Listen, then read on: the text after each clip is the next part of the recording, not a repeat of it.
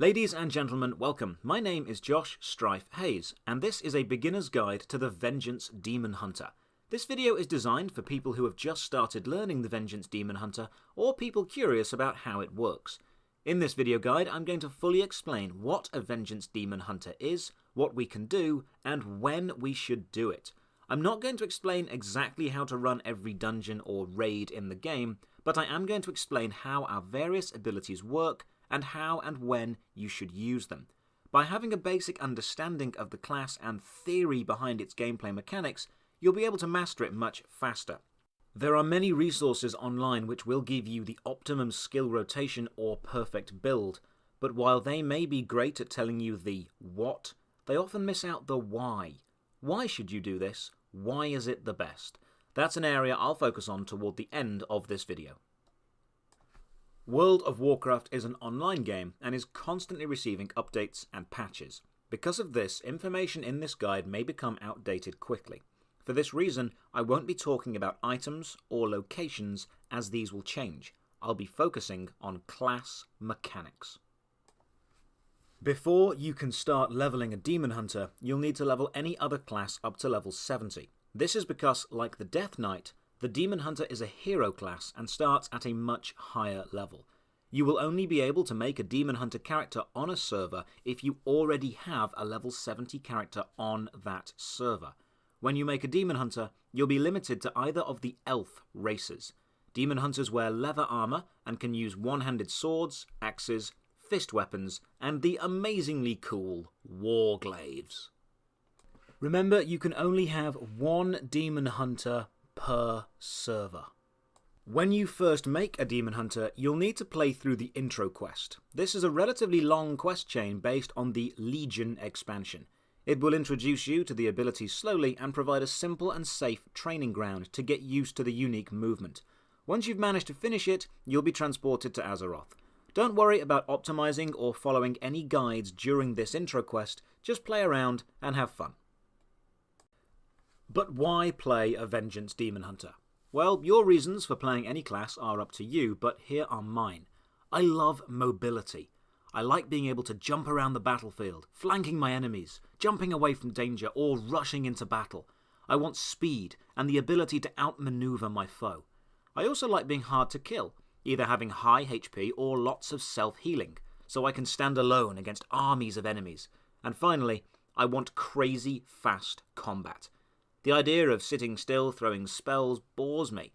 I want to be in the thick of it, slicing and dodging, blocking and taunting, never a dull moment. I like what I call Swiss Army classes. A class with the ability to approach any situation and say, I may not know what's about to happen, but I know I'm going to be able to deal with it.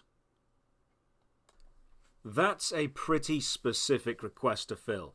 A fast and agile class with high HP and self-healing that also plays like a damage dealer. Well, thankfully, that's exactly what we are. This is a complex class, so I'm going to go through each ability in the spellbook and explain it, then show you how it works, and at the end, I'll list the situations you should use each of them in. The Demon Hunter has two specializations, Havoc and Vengeance. Havoc is a melee DPS build, Vengeance is a self-healing tank. This guide is all about Vengeance the tank. Being a tank, our primary role is to draw the aggro of the enemies, keeping our teammates safe. The difficulty with this is, for a tank, we have relatively few hit points. We make up for this, however, by being able to heal ourselves very reliably, and having fantastic mobility to quickly get out of any fight we're losing. Let's have a look at the Vengeance Demon Hunter. Quick note before combat. We can fly. Okay, we can't fly, but we can triple jump and glide. Pressing jump, default map to the spacebar, makes us jump once. Pressing it again at the apex of that jump lets us perform a double jump. And pressing it again at the apex of that jump, we get bumped up even higher and spread our wings and glide. There's no stamina bar to gliding, we can glide forever. You'll constantly lose height while gliding, but it can still take you pretty damn far. To test it, I jumped off the top of Sargeras's sword, one of the highest points in the game, and managed to glide all the way from here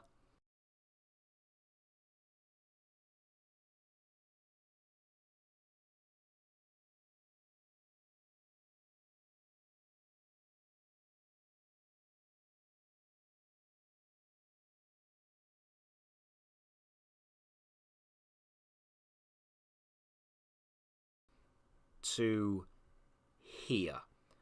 While gliding, you can press jump again to stop gliding and start falling, then jump again to start gliding again. This means as long as you're paying attention, you will never ever die from falling damage. Just glide before you land. You can even perform some attacks while gliding. Okay, on to combat. There's a lot to unpack here, and it's all based around 4 main questions. In order of importance, they are: 1. Am I going to die? 2. Is everything attacking me? 3. Could I be positioned better? And 4. Could I be doing more damage? Remember these questions, you'll be asking them to yourself a lot. They're the basic principles of tanking. Here's how a basic fight will go down. Our main attacks focus on healing us. My most used attack is Shear. At level 104, a talent can be used to replace this with Fracture. The basic version, Shear, has unlimited use. Fracture has 2 charges that refill pretty quickly, but both do essentially the same thing. They generate our 2 resources. The first is Pain, which fills this bar here. Pain is needed for several more powerful attacks later. Pain management won't be too much of a problem. You'll generate enough through normal gameplay. The second and much more important resource are these purple things. Lesser Soul Fragments. You'll generate these whenever you use Cleave or Fracture. Sometimes, whenever you kill an enemy, because of your Shattered Souls passive ability, you'll create a normal soul fragment. These are a bit bigger and more potent, but basically do the same thing. You can have up to 5 lesser soul fragments on the battlefield at a time. Sometimes you'll have 6. This is only possible if there are 5 lesser fragments already out, and you kill an enemy and they create an additional normal 1. You can see how many soul fragments are around you by looking at this number here. Running over a soul fragment and picking it up will heal you for 8% of all the damage taken within the last 5 seconds, for a minimum of 1% of your maximum health. This is our main source of self-healing. Create soul fragments, consume soul fragments, don't die. Some of our attacks combine with soul fragments to become even better. Soul Cleave will strike all enemies in front of us and heal us, but it will also draw in up to 2 soul fragments, healing us for those as well. Soul Cleave costs pain to use, so if you find your pain bar is maxed out and your health isn't, use multiple Soul Cleaves. It'll dump the pain resource and get you some health back.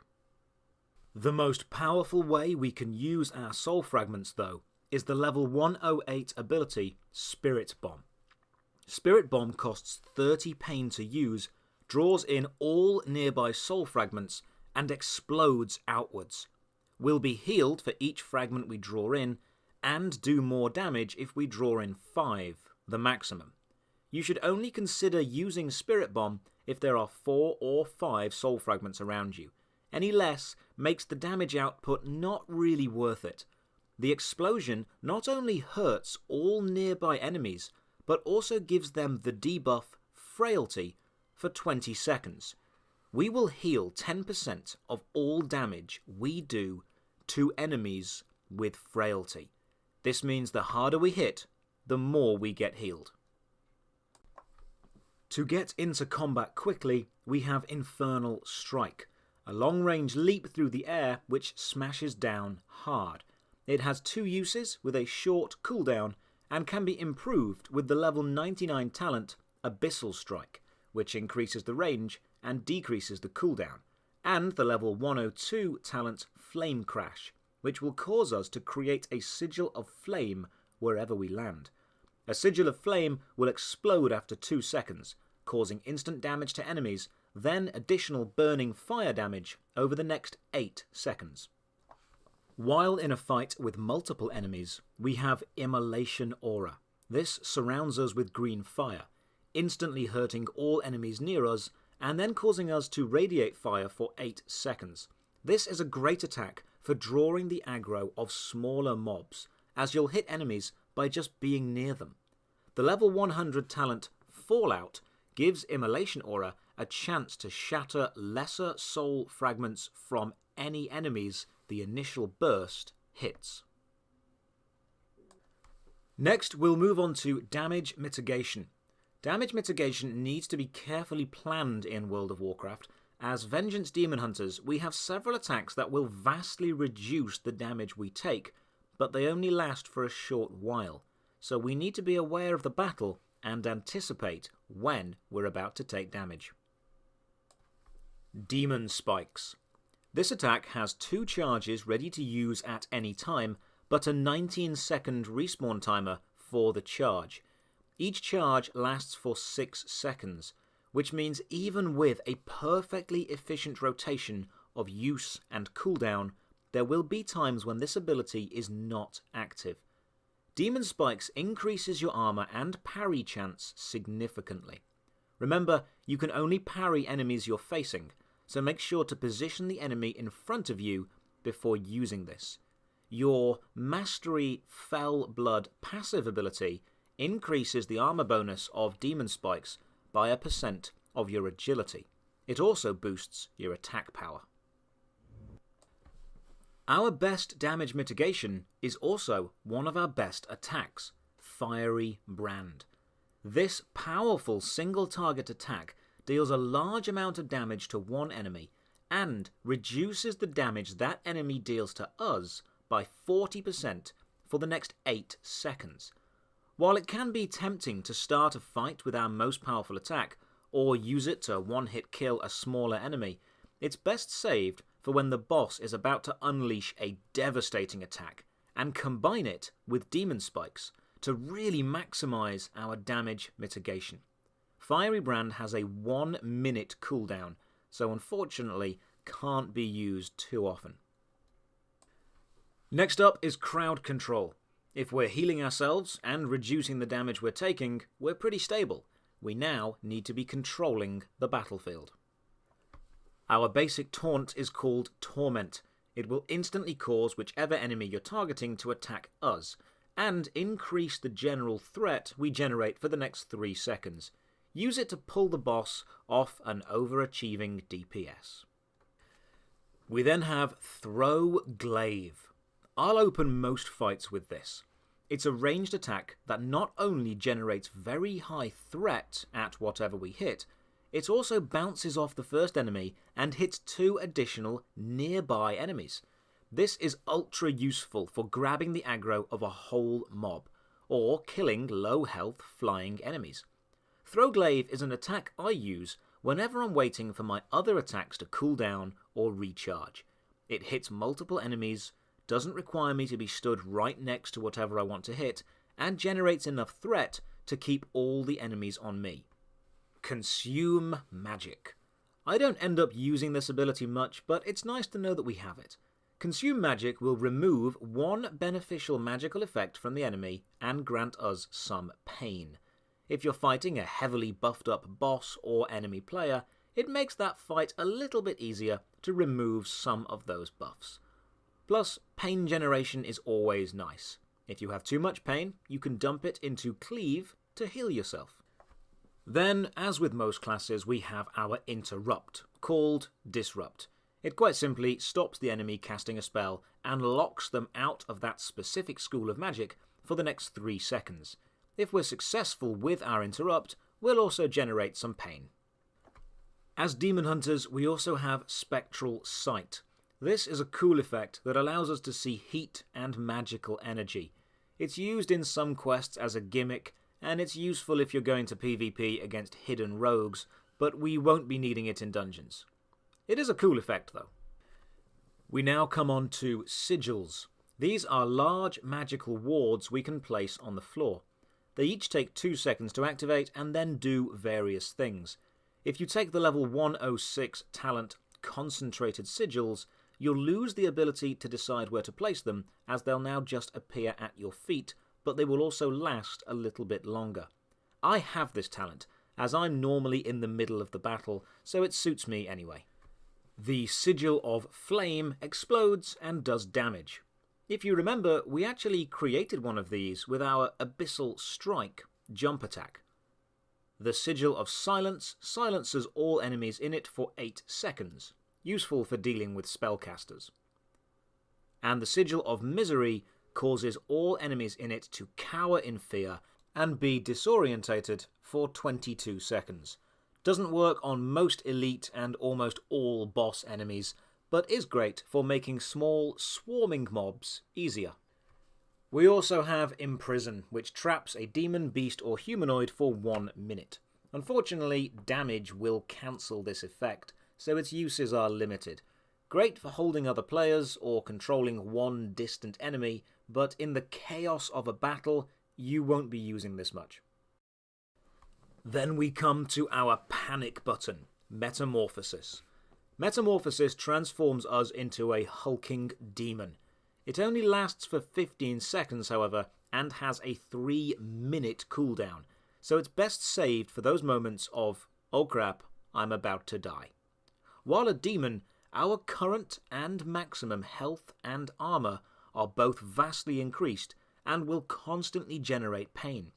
Use this constantly generated pain to spam the Soul Cleave attack and get as much health back as possible. You can use other attacks while in demon form, so combining it with Demon Spikes and Fiery Brand will increase our damage mitigation to its absolute maximum. And that's the basics of combat. I know it seems like a lot, but it really isn't once you get used to it. I've got my key bindings specifically designed to make this easier for me. I'll talk you through exactly how and why I've got my key bindings like this, and then we'll go into some tough fights. Side note, to change your key bindings like this, you'll need to download the add-on Bartender. I'll make another video soon showing how to do this. The attacks I'll use most often are mapped to Q, E, R, F, C, and V, the simplest keys to reach with my left hand.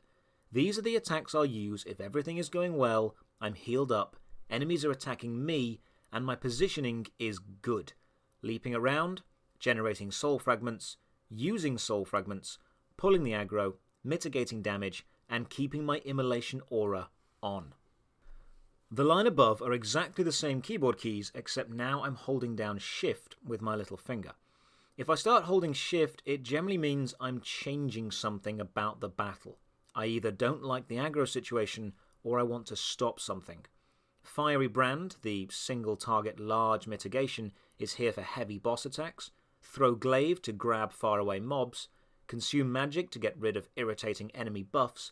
Cleave to dump my excess pain into and get some health back. Spectral Vision because I haven't bothered to remove this yet. And Disrupt to interrupt big attacks. I have Disrupt bound to Shift plus Spacebar. I find this is the easiest place to put it. On the line above I have my Panic line. 1, 2 and 3 are given to the Sigils, which can be dropped one after another to really dominate the battlefield, and 4 is Metamorphosis.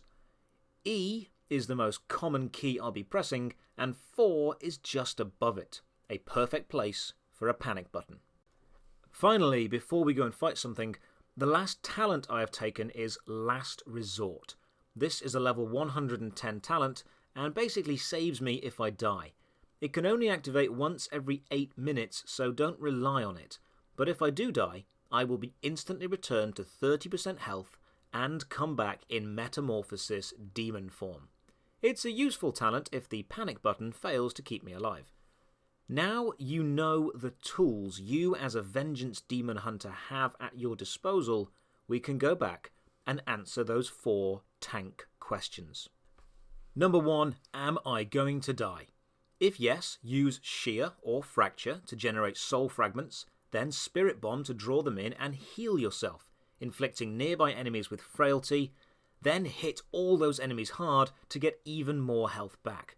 If you don't have any soul fragments but you do have a full pain meter, use Soul Cleave to hit enemies and get health back that way. If you're surrounded, pop Immolation Aura and hope it generates some soul fragments, then use Spirit Bomb to draw those fragments in. If you're about to die, either use Infernal Strike to quickly leap away, or Metamorphosis into a demon, and use that time to stabilize. Number 2, is everything attacking me? If not, taunt the biggest enemy, then throw your Glaive at everything else. Immolation Aura will grab the attention of all the small things you happen to be near, and Infernal Strike can be used to quickly leap to faraway mobs and grab them. Once everything is attacking you, remember to use Demon Spikes to keep your damage mitigation up and face your enemy. Can't parry it if you're not facing it. If it's a big boss enemy, Fiery Brand will reduce 40% of the incoming damage for several seconds.